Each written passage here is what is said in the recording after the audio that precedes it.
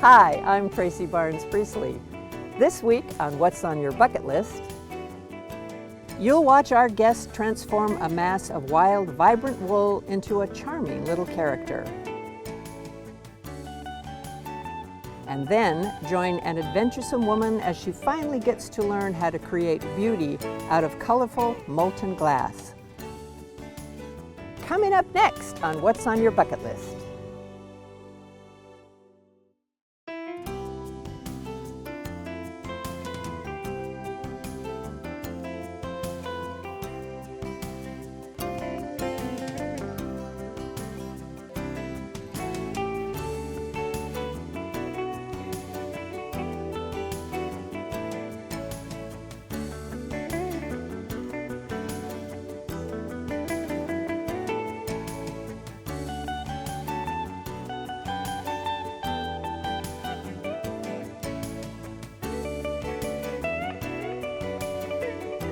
I am here with a wonderful human, Joyce Houston.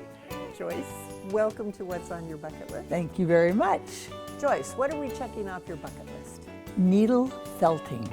Needle felting. Yes, the needle felting just looks like fun. Now you have a long history of different arts and crafts, correct? Some watercolor, and I've also done a lot with clay, making tile primarily, but also some of the hand building.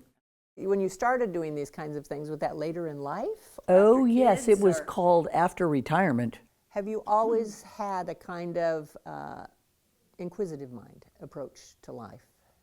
Oh, I would say that's true, yes. Yes, we should probably also say that you and I met when we were pirates in the Pirates of Penzance. Yes. From Humboldt Light Opera. So, and I haven't had a mustache since. Nor have I, nor a beard. No, I thought, boy, facial hair, get rid of that. But I was really struck when I first knew you by that enthusiasm for life. There's got to be some element of fun, or I'm not interested. Right. How has that helped you or supported the aging process? I think having a healthy outlook and having a happy outlook and a positive way of looking at things, as well as, of course, eating well and getting exercise. Yes. I mean, you really have a much better chance in doing well as you get older. Yeah, I agree. I think that full circle of activity and nutrition and attitude, and challenges. You know, and challenges, new things. How old are you, Joyce? Uh-oh. And you cannot answer that if you'd like. No, I'm 81. Yeah. And you are one busy gal, I know. Yeah. Yeah. So it's working. It's working for me, you know, and I think that if people could be brave enough to try something different or get involved in something within the community so that you're supporting not only seniors, but the whole age spectrum. Well, I think we've kept you waiting long enough. We are in the most exquisite store here in Yarn and Henderson Center. And there's a real surprise waiting for you in the classroom. You ready? I'm ready. All right, let's do this. Okay. Sunny Scrivener opened her first shop in the corner of her friend's store. 16 years later, thanks to her creativity, vision, and hard work, Sunny has expanded her operation to her current location, which includes yarn, tools, patterns, and a wonderful selection of gifts. I was curious about what had kept Sunny so passionate about yarn arts for all of these years. I love it because there's always more to learn. You can always get better. There's different techniques, there's different styles. This, you know, you can see on this shirt, there's some lace. You can do color work knitting where you're using multiple colors. And wool is I just love it. I find it completely interesting. It's such an amazing fiber. I have a yarn that I've developed that's completely 100% local. I love this. Look at this guy. And you say he's an example of both needle felting and wet felting. Felting. These are dryer balls, and they're made in Nepal by a women's collective, so they're really great. But basically, they take the wool roving, and we'll talk more about how this all works when we get into the classroom. But they take the wool roving and they get it wet and with soap, and then they can you know, rub it down. But then to add the little details, they would needle felt those on. And you actually dye your own wool. Yes, we're dyeing yarn here in the shop. That's a new venture that we started in January. Well, I want to thank you so much. I think we've kept Joyce waiting long enough, and we should get her to the classroom and begin the lesson. So all right, sounds good. Thank you so much, Sunny. Right. Sunny had set up everything we would need in her store's spacious classroom, where she offers a variety of classes for all ages, taught by local and nationally recognized instructors. Yes. And look what you're going to make. I'm going to make a gnome. Yes. I love gnomes. Look at that guy. So needle felting it's really fun. It's kind of like sculpting.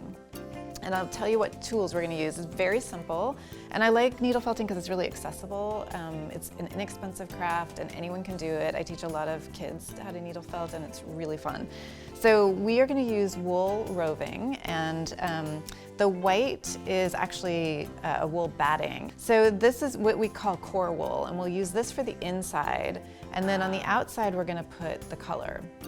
So I like to think of needle felting as we're basically making little shapes that we're going to then put together. And the reason it works is because wool is, the fiber has little scales on it. Basically what you're doing is blending those scales together and they grab onto each other, and then you'll see, right now it's nice and fluffy, Yeah. it'll end up getting kind of dense and Yeah, stuck together. quite a difference. The special needles we were using were so sharp, Sunny stressed the importance of keeping our eyes on our work. Then it was time to start the bodies of our little gnomes. You can kind of roll it up a little bit and get it into a ball, and then you're going to just start poking it. And then as you poke, you want to pick it up and turn it every so often because we don't want to attach it to the foam. And at first, you're just trying to get it to start grabbing onto itself, and then eventually we'll start. Oh, did you get yourself? Sorry. Sunny was quick to reach for her first aid kit. Even her Band-Aids were cute. So now we're going to do the head, and so we'll just take a little bit of the core wool again, and this we're going to make into a ball. Next, we wrapped the body in color, which required a slightly different technique. What do you think is the hardest part of learning this process? The most challenging, or the one that... I think one is not poking yourself because it Yeah. just hurts. And then I think just understanding how the roving's gonna react and kind of how it works. But it doesn't take very long. No. You know, you start to kind of see it pretty quickly what's happening. You know, adults, I find we're used to being good at things.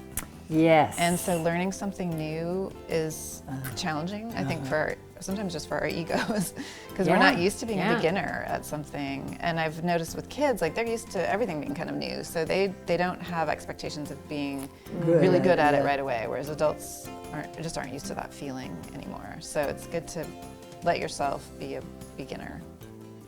Well, and that's what I've loved about doing this show, is everything's new and different, and people, I really appreciate that they will put themselves out there, especially in front of cameras, to learn something new. But I think that speaks to their kind of approach to life and why it's really important at every age to try new things. Once the body was covered with color, we worked on the arms. Next, we made and attached the tiny little noses. Then it was time to make the hat. So what I do is I'll take the piece of roving and I'm going to kind of drape it over his nose. And to start, we're just going to attach, so take one end and wrap it around and leave the other end loose. So it kind of looks like a little turban at first. So we're just going to attach that right on the base, right around the nose to get it kind of in place, and halfway around the head. That's great. So cute. So we'll set the head aside. We're going to add the arms next. So you're just going to take the arm, and I like to think of that loose part as their shoulder. So we're going to put that up pretty high because you don't want the arms too low. And then you can just use that loose part to really attach. Oh, right now it looks like a nose. It's going to be great. It's going to be great. Yep. Take it from our kind and patient teacher. Teacher, yes.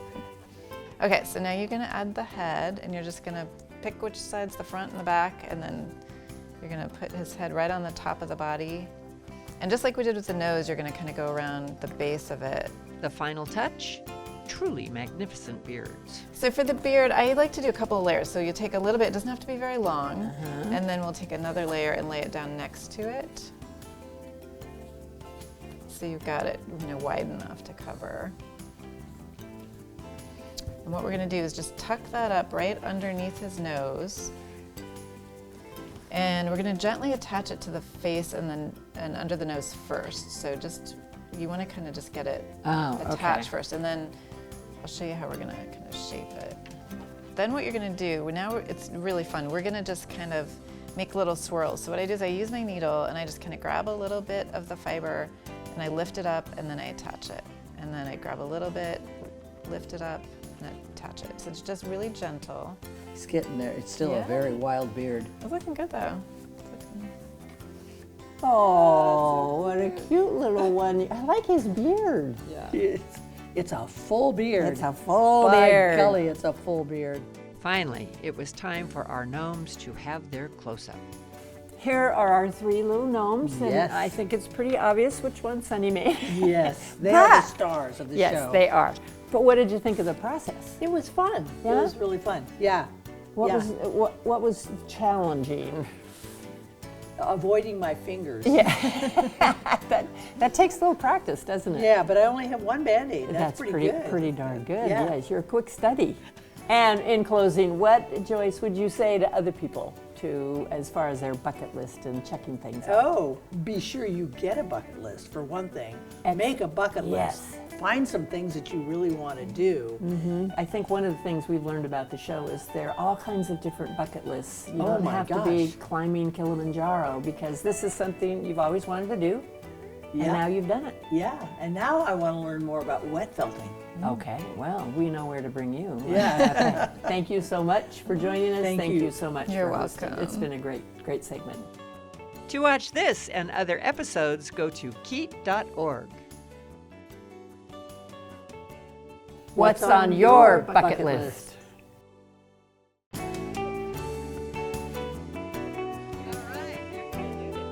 It gives me great pleasure to introduce to you my guest for today. It is Elizabeth McKay, and what are we checking off your bucket list today? Glass blowing. Can you believe where we are at? I mean, beautiful. It's gorgeous. It's Stunning. gorgeous. What prompted you to apply to the show? Well, I saw the ad, and I had always wanted to blow glass, and so that was one of my choices. And I just went for it, hoping that I might get a chance to do this. And here we are. Well, Thank you. I was a Montessori school teacher. I just retired. Children are in my class for 3 years, and when they move up, we give them a gift when they move from the 3rd to the 4th grade. And the star is the symbol of what we give our kids. So I contacted John when on the phone when we needed to get gifts made for the Montessori school. We needed a star, a heart, and a bowl. The younger kids learn that we are all part of one big universe, which is stardust. So that's why they get that. The children going from 6th to 7th grade learn that they have a very fragile heart, and so it's glass, and so we want to make sure that we take good care of our heart. And then when the students are moving from 8th grade into 9th grade, they are learning to serve others. So this is meant to serve others. yeah. And so John made all the gifts. Yes, he did, but I never met him. Never it was met. during the pandemic, and I spoke with him on the phone and email, but I never met him until today. But how do you think that age is impacting some of the choices you've been making? Well, I better hurry up That before I run out of time. Yeah? No, I think getting older makes you realize that you should go do the things you want to do now, because, now's the time. To me, age is mind over matter. Excellent. If you don't mind, it doesn't matter. We were so fortunate artist John Gibbons happily agreed to share his love of glassblowing with Elizabeth. This talented artist creates the most exquisite, intricate pieces. All hand-blown in his studio in Eureka, his art can be found at galleries across the nation. In addition to his endless creativity, John is very good-natured. How did you come to this profession? So I wanted to blow glass for as long as I could remember, and my dad's a glass collector. Oh. And we used to go to these antique bottle shows when I was a little kid in Reading. He'd give me $5 and he'd let me go pick out some bottles, and I was about as tall as the table. And so I'd buy a few bottles, and we'd look at the bottom, and if they had a little chip on the bottom, it meant that they were handmade. And so that was what did it. He said they were handmade, but they were molten glass. And so I couldn't, as a kid, I just couldn't line up. figure out how you could touch it with your hands and it be molten. And I was just fascinated from there, you know. What do you think has been the challenge in mastering this art? Not too much spirals and colors, because then it just gets too busy. Yes. And not too many, like you got to balance that. Like this really popular piece right now, it's just purple, blue, white, green, and black. I guess that's a lot of colors, but it kind of just looks like purple, blue, and green. Yeah. And that's been a real hit. You can really overdo it if you. Yeah, exactly. You can overdo it, and then knowing when to stop. Like, do you put another brush stroke on, or do you hang it on the wall? I really appreciate it because it's not an easy thing to take the time out from a clearly busy schedule. So thank you for having us. No problem. All righty, let's get on to it. Okay, let's do a lesson. Have you, show Elizabeth. John began by showing Elizabeth the basic glass blowing process and the tools he uses. Then it was her turn to try her hand at sculpting glass, and the fun began. There you go. It's hard already. There you go. So you're doing great with that. You're doing great all over. What color would you like? I like purple. Oh, I got purple. You're gonna put it in there, and you're just Spinning it all the way. always? Yeah, you always keep it turning. Okay. Okay, now pull it on out, and then just kind of stick the tip in that color there. Still spinning. Yeah. How do I Just drop right it in there. Just dump it in there. There you Okay. go. Touch Okay, it. now pull it out and stick it back in the heat. There you go. Okay, now pull it back out again, and just go ahead, take it to the bench like you're gonna open the car door. Okay. Back here. Yeah, remember you wanna pull it close to the, Okay. close to there. Yeah, there you go. Yes. And then Okay, I'm so see spinning how it? it's off center, so you hold Yes. the high side up, Oh, all and then right. it falls on the center. Yes. And then now you start rotating. After practicing the basics, the piece was put into the kiln. Then it was time for Elizabeth to try something larger and more colorful. Cool. purple? All right, we'll heat it first and then stick it in the purple. Yeah, you got it. Okay, now throw it into the heat again.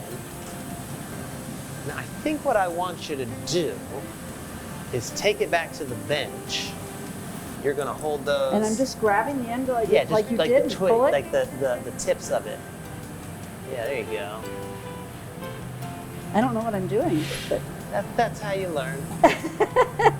You know? So you're gonna take this in your hand. You take that. okay. And so this is what we're gonna do. It's kind of like you're rotating. So you rotate with that other hand, this hand, Yeah. and like you kind of follow the blob of glass. So this is called blocking. Okay. Yeah. So you just don't want to push it this way. Don't push it that way. Yeah, yeah. You're just kind of like getting it into symmetrical shape. Cradling it, John? Is that Yeah. part of the shaping of Kind it? of push up a little Yeah. bit that way. And it will kind of bring it all onto center. There you go. Once heated again, Elizabeth used the jack to create a groove in the glass so it could be eventually detached from the rod and put into the kiln. Next up, the real trick, blowing a bubble into the hot glass. The blowing is kind of the same, all the same moves. You got to be extra quick though, because what happens is that as soon as it gets cold, you can't get a bubble in it. Go ahead, blow hard as you can. Okay, stop. Oh, look at that. Blew a little bubble. Okay, blow a little bit more. Okay, stop. Okay, cool. So come in here. Uh-oh. And so just rotate it. Okay. Okay, you want to pull it close to you there. So just keep it on center so you hold the high side up. It's like you get this hot shaped piece that becomes cold and hard as a rock. Then you can go Okay. back in and get more molten clear. It was time for Elizabeth to make her purple cup. John added more glass to the rod, then Elizabeth added the color. Keep it turning and just kind of go for it. Roll it in there. Yeah, there you go. Elizabeth heated it up, let it cool a bit, then blew into the rod. Keep blowing. Okay, stop. Oh, cool. Okay, cool. So here's a move, like, you want to keep the bottom cold and thick, so I'm chilling the bottom. Okay. So go ahead, give it another puff. Keep blowing on it.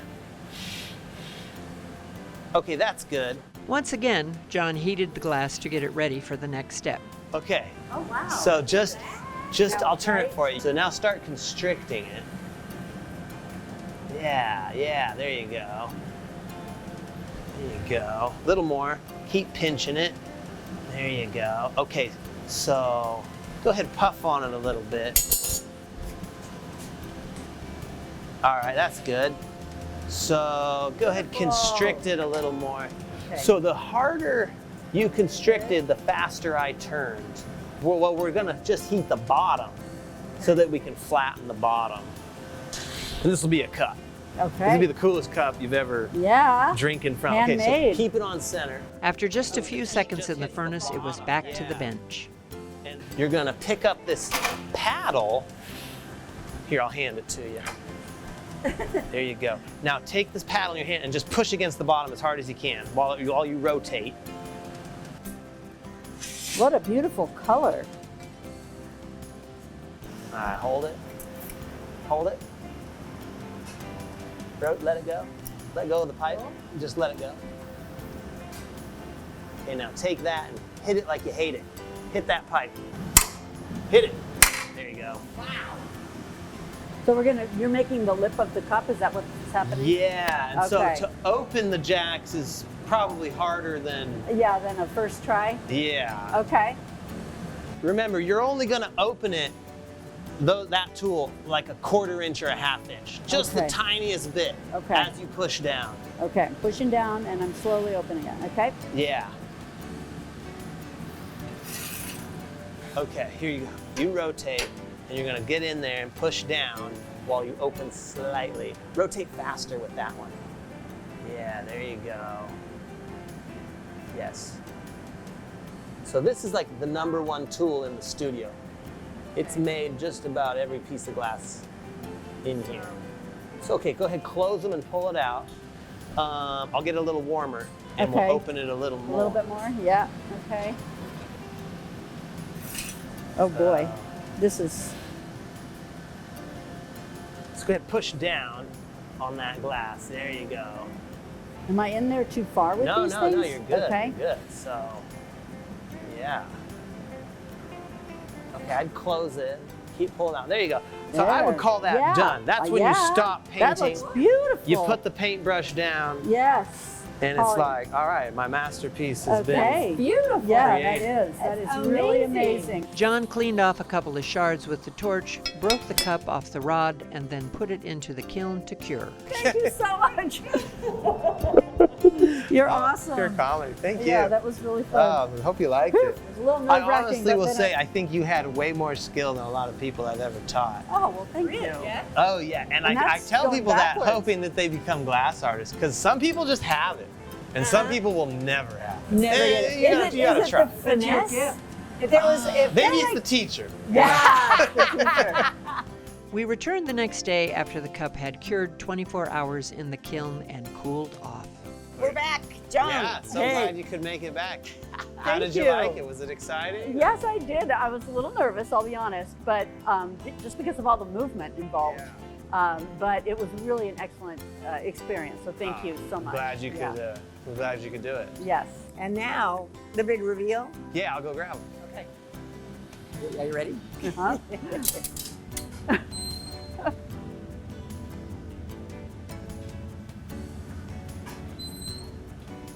Oh, wow. Yeah. Oh my gosh. So, the little Ooh, that's paperweight. I think this is the order. You did the beautiful. little guy. Yeah, the little one. And then that one, and then we did the Then I cup. finally managed to get one that came off the rod. Yeah. That is spectacular. Oh my gosh. It's beautiful. It's got a nice weight to it, actually. Yeah, It's like- nice. Elizabeth, Yes. we checked it off your bucket list. What do you think? I am stoked. Yeah? And I have his number, and I want to take classes from him. Great, great. And what would you say to, what would you say to other people at our age who think about doing stuff but talk themselves out of it? Oh, don't talk yourself out of it. Yeah, just do it. If you get the opportunity, go for it. Good. That's what I'm going to say. I'm Yeah. really glad I did. I love my cup. It's a wonderful cup. Thank you. You're happy you did it. Yes, absolutely. All right. And we're happy to have had you. Thank you so much. Thank you so much. All It was right. really kind of you. To watch this and other episodes, go to KEET.org. So, what's on your bucket list?